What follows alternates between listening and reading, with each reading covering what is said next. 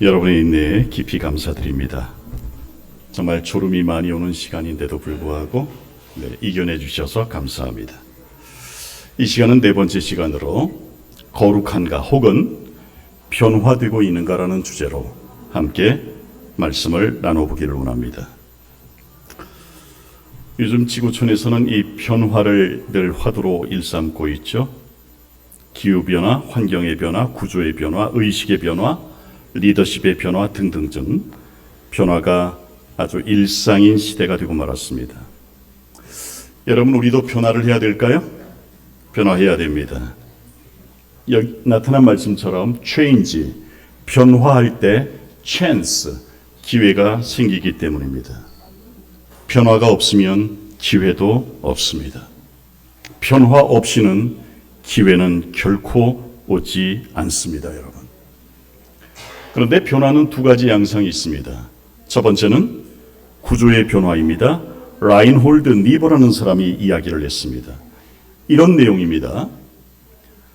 아무리 도덕적으로 깨끗한 사람도 비도덕적인 사회에 들어가면 똑같아진다는 겁니다. 구조적인 문제를 해결하지 못한 상태에서 개인의 노력은 무용지물이다. 이것이 구조적 변화를 주창한 니버의 이론입니다. 두 번째는 로버트 콜만이 얘기한 사람의 변화입니다. 여러분, 예수님이 3년 반 동안 하신 일은 누구를 키우는 일이었습니까? 제자, 사람을 키우는 일이었습니다. 예수님의 관심사는 구조에 있었습니까? 사람에 있었습니까? 사람에 있었습니다. 왜? 예수님의 방법이 사람이었기 때문입니다. 사람이 방법을 찾는 동안 예수님은 사람을 찾으시는 분입니다. 니버라는 사람은 말합니다. 구조가 먼저 바뀌어야 된다. 콜만은 말합니다. 아니다. 사람이 먼저 바꿔야 된다. 사람인가 구조인가?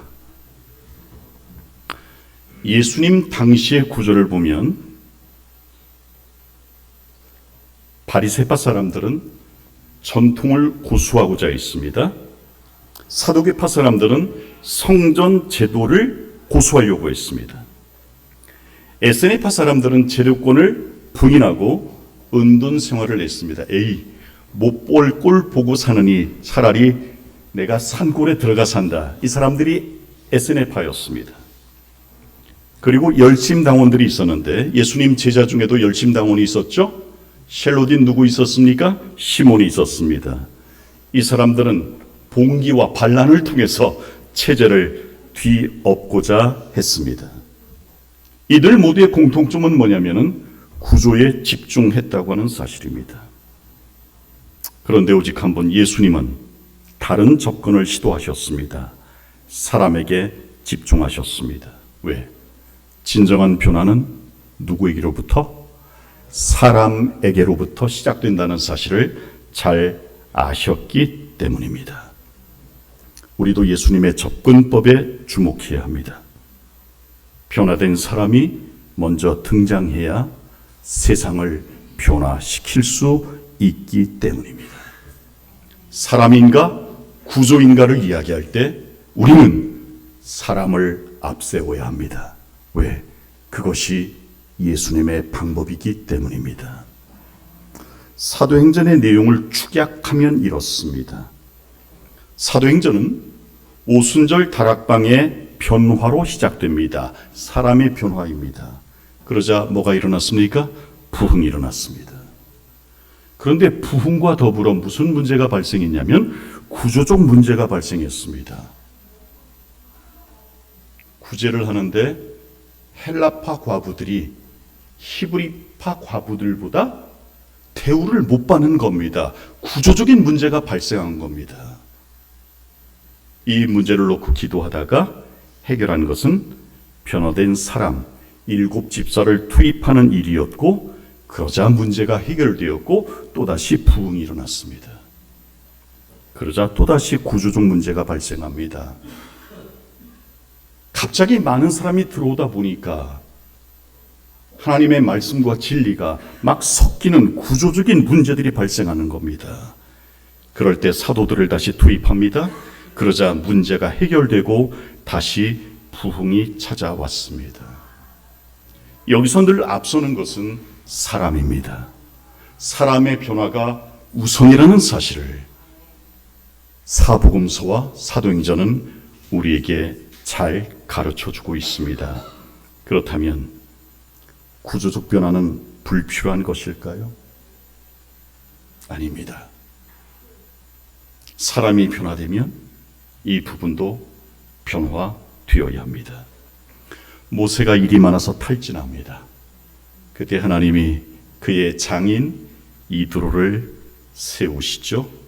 그리고 변화를 명하십니다. 그 변화는 바로 이런 변화였습니다. 천부장, 백부장, 50부장을 세우라는 것입니다. 10부장까지 세우라는 것입니다. 이것은 당시로서는 놀랄만한 구조적인 변화였습니다. 이 구조적 변화가 일어나니까 하나님의 사람들이 일하기가 너무나도 편해졌습니다, 여러분. 엘렌 화이트는 말합니다. 부흥과 개혁은 함께 이루어져야 될 사실이라고요.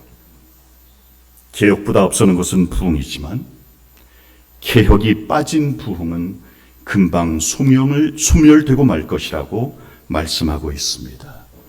그래서 우리는 사람과 구조 두 가지 모두의 변화를 집중할 필요가 있다는 것입니다, 여러분. 왜? 성경 말씀은 두 가지 모두를 다 중시하고 있기 때문입니다. 그런데 근본적인 질문 하나를 좀 해보도록 합시다. 변화가 쉽습니까? 어렵습니까? 자, 어렵다면 손 들어보시죠. 솔직하게. 감사합니다. 쉽다면 손 들어보시죠. 이거 참 다수결로 할 수도 없고 이거 큰일입니다. 여러분, 그렇습니다. 변화는 참 더디고 힘듭니다. 그런데 변화의 대상을 누구로 삼느냐에 따라서 변화는 쉬워지기도 하고 어려워지기도 합니다. 변화의 대상을 나로 삼으면 생각보다 쉽습니다. 내가 변하면 되기 때문입니다. 남에게 성경 읽도록 만드는 것은 어렵지만 내가 성경을 읽는 것은 쉽습니다. 남이 기도하게 만드는 것은 어렵지만 내가 기도하는 것은 쉽습니다. 변화가 힘든 까닭은 변화의 대상이 내가 아니라 남으로 보기 때문입니다.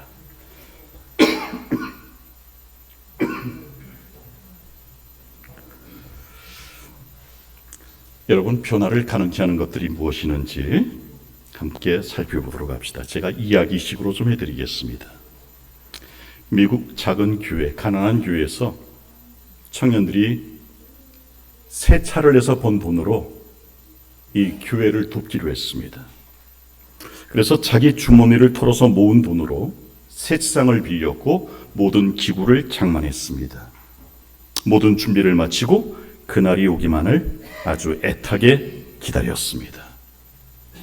그런데 앞불사, 하필이면 그날 하루 종일 비가 내렸습니다. 비 오는 날 세차할 사람이 있습니까? 없습니까? 아무도 없습니다. 그래서 모든 청년들이 망연자실, 비 내리는 하늘을 바라보면서 실망으로 가득했습니다. 그때 내리는 비를 바라보고 있던 한 청년이 쏟아지는 비를 바라보다가 표정이 환해졌습니다. 그리고 나무 피켓에다가 유성매직, 물에 지워지지 않은 유성매직으로 뭔가를 쓰기 시작했습니다. 그리고는 비를 맞으며 나가서 지나가는 자동차를 향해 그 피켓을 펼쳤습니다. 잠시 후 기적 같은 일이 벌어졌습니다. 펼쳐둔 피켓을 쳐다본 운전자들이 고개를 끄덕이며 비 오는 날 세차장으로 핸들을 꺾는 것입니다. 피켓에는 이런 문구가 기록되어 있었습니다. We wash, God rinse. 우리가 닦고 하나님이 헹궈 주십니다. 우린 딱지만 하면 돼. 행군은 뭐 누가 하시니까? 하나님이 하시니까. 운전자 가운데 크리스찬 운전자가 이 문구를 딱 보는 순간 감동을 받은 것입니다. 핸들을 꺾습니다. 비 오는 날 굳이 세차를 하려고 말이죠. 그리고 여기저기 전화를 합니다. 여보게, 빨리 와서 세차하게. 무슨 소리야, 비 오는데. 빨리 와, 무조건 세차해. 잠시 후 서로에게 연락을 받은 운전자들이 세차장으로 몰려들기 시작했습니다. 비 오는 날 세차를 위해 줄을 서는 진 풍경이 벌어졌습니다. We wash, God rinse. 우리가 닦고 하나님이 헹구십니다. 이 문구 하나로 비 오는 날의 세차는 밤중까지 이어졌습니다. 그리고 그날 번 돈은 당시 돈으로 기부금을 포함해서 7,000불이 넘었습니다. 요즘 가치로 따져도 7,000불이면 1,000만 원? 네, 1,000만 원. 만약 이것이 그때의 가치였다면 아마 훨씬 더 많았을 겁니다. 물론 그 중에 3분의 2 이상이 기부금이었습니다. We wash, God rinse. 그날의 기적은 남다른 시선 덕분에 가능했다는 사실을 우리는 주목해야 합니다. 만약 한 청년이 내리는 비를 God rinse, 하나님의 헹구심으로 이해하지 못했다면, 바라보지 못했다면 그날은 실망만 가득한 하루가 되었을 것입니다. 바라봄이 기적의 출발점이었다는 사실입니다. 따라합시다. 변화는 남다른 시선을 가질 때 성공한다. 사실입니다, 여러분. 우리의 시선을 바꿀 필요가 있습니다. 트렌드 2024라는 책의 서문에서 이렇게 말합니다. 현재까지는 일찍 일어나는 새가 많은 먹이를 차지했지만 앞으로는 멀리 내다보는 새가 모든 먹이를 독차지할 것이다. 사실입니다. 과거에는 부지런함만으로도 살 수 있었습니다. 근데 지금은 멀리 내다보지 아니하면, 미리 계획하지 아니하면, 미리 변화되지 아니하면 살아남기 힘든 시대가 되고 말았습니다, 여러분. 그래서 우리는 우리의 시선을 바꿀 필요가 있습니다. 조금 더 멀리 내다보고 조금 더 멀리 바라보는 남다른 시선을 우리 모두가 가져야 될 줄로 믿습니다. 두 번째로 이 청년의 생각이 남달랐습니다. 모두의 생각이 물에 젖은 땅, 흙탕물이 튀는 땅을 생각하고 있을 때 이 청년은 비를 하나님의 헹구심으로 해석했습니다. 생각이 달라지자 모든 것이 긍정이 되고 말았습니다. 문막지구 성도 여러분, 남의 생각을 바꾸기는 어렵습니다. 그러나 내 생각을 바꾸는 것은 쉽습니다, 여러분. 우리도 생각을 바꿨으면 좋겠습니다. 재림이 결코 먼 미구의 사건이 아니다. 오늘 밤이라도 주님 오실 수 있다는 남다른 생각. 내가 지금 할 수 있는 일을, 내가 할 수 있는 일을 지금 하며 살자는 이 생각에 전환 우리 모두가 해야 될 줄로 믿습니다. 따라합시다. 내가 바뀌면 모든 게 바뀐다. 그래서 문막지구의 모든 교회가 변화를 꼭 경험하셨으면 좋겠습니다. 또한 이 청년은 행동을 바꿨습니다. 만약 보기만 하고 생각만 하고 글자를 쓰고 나가지 않았더라면 기적은 일어나지 않았습니다. 행동으로 옮겼기에 역전시킬 수 있었고 변화를 가능케 했습니다. 여러분, 따라합시다. 지금은 행동할 때다. 여러분, 그렇습니다. 지금은 생각할 때가 아니라, 지금은 바라보고만 있을 때가 아니라 우리의 삶을 바꿀 때요, 우리의 행동을 바꿀 때라고 저는 믿습니다. 제가 좋아하는 책은 욥기입니다. 이유는 욥기는 변화의 책이기 때문에 그렇습니다. 욥기는 욥의 변화의 과정을 그려내고 있습니다. 욥은 제일 먼저 자기 의에 빠집니다. 하나님이 살아계신다면 왜 나에게 이런 일을 주시냐? 내가 뭘 잘못했느냐? 자기 의에 빠져 있습니다. 그러다가 자기 의가 완전히 무너집니다. 모든 것이 무너지고 난 다음에야 오직 하나님만 바라보는 삶의 과정, 그것이 욥기 전역에 나타나기 때문입니다. 욥기는 누가 뭐래도 변화의 책입니다. 욥기 3장에서 31장까지는 욥의 자기 자랑, 자기 의로 가득 차 있습니다.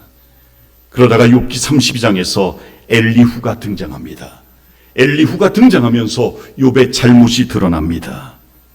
특별히 욥기 32장 12절에 욥이 의롭지 못한 사람임을 지적받고 24절에서 너는 하나님의 하신 일을 찬송하기를 잊지 말라 따끔하게 충고받습니다. 그리고 38장에서 드디어 하나님이 등장하시고 욥이 자랑할 것이 없다는 사실이 온전히 드러납니다.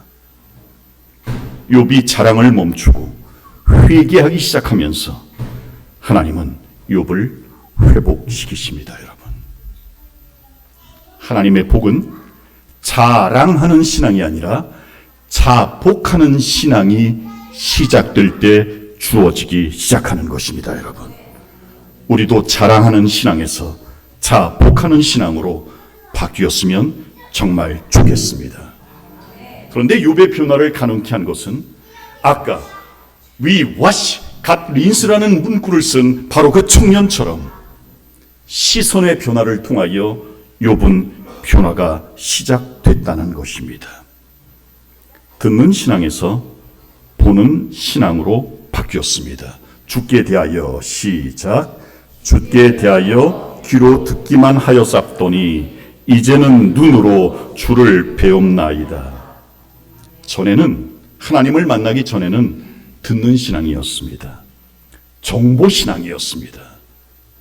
그러다가 하나님을 만나고 난 다음, 그리스도를 만나고 난 다음 보는 신앙으로 바뀌는 겁니다. 체험 신앙으로 바뀌는 겁니다. 여러분, 주전자에 아무리 많은 물이 있다 손 치더라도 그 물이 끓기 전에는 물은 아무것도 할 수 없는 겁니다. 물이 끓어서 증기가 되어야 기관차도 돌리고 배도 돌리고 보일러도 돌릴 수 있는 것 아닙니까, 여러분? 우리 문막지구 성도님들의 신앙이 듣기만 하는 신앙이 아니라 보는 신앙, 체험하는 신앙이 되었으면 정말 좋겠습니다. 그럴 때 변화는 가능합니다. 여러분, 두 번째로 욥의 변화는 생각의 변화에서 또한 출발했다고 하는 것입니다. 그러므로 내가 스스로 하나고 티끌과 채 가운데서 회개하나이다. 아까도 말씀드렸지만 자랑하는 신앙에서 자복하는 신앙으로 바뀌었을 때 여러분, 변화는 가능했습니다. 그런데 문막지구의 성도님들을 좀 만나 뵈면 한결같이 다 겸손하세요. 자랑으로 가득한 분은 한 분도 안 계시고요, 모두가 겸손하시고 하나님께 자복하는 심정으로 나가시는 분들로 충만하기 때문에 여러분, 우리의 교회의 변화는 분명히 가능하다고 저는 믿습니다. 또한 욥의 변화는 행동의 변화 때문에 가능했어요. 논쟁하는 신앙에서 화해하는 신앙으로 말이죠. 하나님 만나기 전까지 욥은 누구랑 논쟁했어요? 위로하러 온 친구들과 논쟁을 했어요. 그런데 하나님 만나고 난 다음 어떻게 바뀌죠? 욥이 그 벗들을 위하여 빌매, 기도하는 신앙, 중보하는 신앙, 조화되는 신앙, 화해하는 신앙으로 완전히 바뀌죠. 논쟁에서 화해로 바뀌었을 때 비로소 하나님은 욥에게 갑절의 복을 주십니다. 여러분, 우리도 논쟁 대신 화해하는 신앙이 되었으면 정말 좋겠습니다. 진정한 화해란 무엇인가? 그것은 동역하는 것입니다. 여러분, 사이 안 좋은 사람끼리 화해한다는 것은 그냥 서로 사과하고 끝나는 것이 아니라 함께 일하는 단계까지 발전하는 것이, 그것이 진정한 화해라는 말씀인 것입니다. 동역은 두 가지 차원이 있어요. 첫 번째는 하나됨이에요. 동역하면 하나가 되는 거잖아요. 하나가 되면 힘이 있어요, 없어요? 힘이 있어요. 여러분, 세상에서 가장 무서운 게 뭐냐면 동물들 가운데 사자도 아니고 코끼리도 아니에요. 그것은 바로 개미떼예요. 개미떼가 한번 훑고 지나가면 남는 게 없어요. 코끼리도 뼈만 남습니다. 개미 한 마리는 아무것도 아니지만 그들이 하나로 연합해서 완전히 동역자가 되면 세상에서 가장 무서운 군집체가 된다는 거죠. 이처럼 동역에는 위력이 있습니다. 두 번째는 조화예요. 여러분, 제품은 비교가 가능하지만 작품은 비교가 불가능하죠. 제가 좋아하는 악기가 있는데 이 오보에입니다. 이 오보에 소리를 들으면 전원의 그 풍경이 늘 연상이 돼요.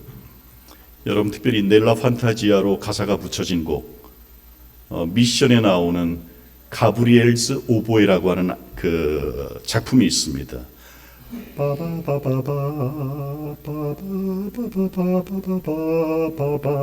많이 들어보셨죠? 네. 저는 그 소리를 들을 때마다 정말 감동이 있어요. 근데 오보에 소리를 좋아하는 것은 사실이지만 오보에로만 구성된 오케스트라는 생각만 해도 끔찍해요. 한 가지 악기만으로는 심포니 그리고 하모니가 불가능하기 때문이죠. 서로 다른 것들이 조화를 이룰 때 훨씬 더 아름답다는 거죠. 서로 다른 사람이 서로를 품어주는 것이 뭐냐면은 바로 동역이에요, 여러분. 그런 면에서 문막지구 모든 교회가 서로 동역하는 교회 되었으면 정말 좋겠습니다. 우리가 진정한 동역의 자리까지 들어가는 조화를 이룰 때 하나님은 우리에게 변화와 부흥을 선물해 주실 것이라고 믿어 의심치 않습니다. 여러분, 가끔씩 살다 보면 의가 상할 때가 있나요, 없나요? 부모 자식 간에도 의 상할 때 있나요, 없나요? 있죠. 그런데 의가 상하는 것이 반드시 나쁜 건 아니에요. 한번 깨진 것도, 금이 간 것도 저렇게 잘 붙이면 훨씬 더 아름다운 작품이 될 수 있기 때문이죠. 여러분, 혹시 킨츠키라고 하는 말을 들어보신 적 있나요? 킨츠기. 이것은 금으로 수리하다라는 일본 말이에요. 아주 값비싼 그릇이 깨졌어요. 아주 값비싼 도자기가 깨졌어요. 그럼 가치가 없어지죠. 그런데 일본의 장인이, 기술자가 그것을 금으로 붙여봤더니 이렇게 아름다운 작품이 되더라는 거죠. 검은색 그릇보다 깨진 저 그릇을 금으로 이어 붙이니까 훨씬 더 아름답지 않나요? 금으로 수리된 도자기에 이 기법을 일컬어 킨츠기라고 부릅니다. 뜻은 금으로 수리하다예요. 문막지구 성도 여러분, 믿음 생활하다 보면 금이 갈 때 있습니다. 깨질 때도 있고 조각날 때도 있어요. 하지만 조각난 것도, 금이 간 것도 금으로 고칠 수 있습니다. 계시록 3장에서 금은 변함없는 사랑과 믿음을 상징한다고 엘렌 화이트는 말하고 있습니다. 살다 보면 금 갈 수 있습니다. 조각날 수 있습니다. 하지만 주님이 주시는 사랑과 믿음으로 다시 연합한다면 이루지 못할 일 없을 줄 믿습니다. 긴축이 금으로 수리합시다. 내 것이 아니라 주님이 주시는 금으로, 변함없는 사랑과 믿음으로 우리 연합합시다. 그래서 이토록 멋지고 멋진 작품들이 되시기를 주님의 이름으로 축복합니다. 이것은 누에입니다. 누에는 비단을 먹고 비단을 뽑아내지 않습니다.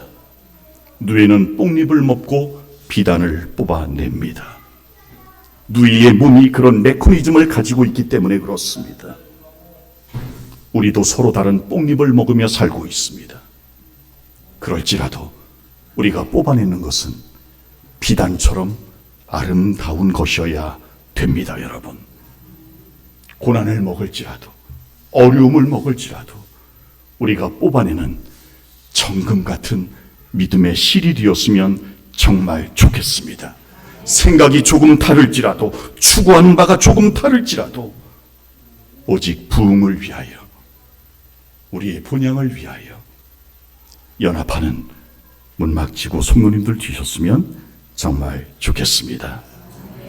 이제 이 말씀을 읽으면서 모든 말씀을 마무리 짓도록 하겠습니다. 우리는 시작. 우리는 이 세상에서 가장 행복한 사람들이다. 왜냐하면 그분은 우리 모든 사람들 안에서 모든 것이 되시기 때문이다.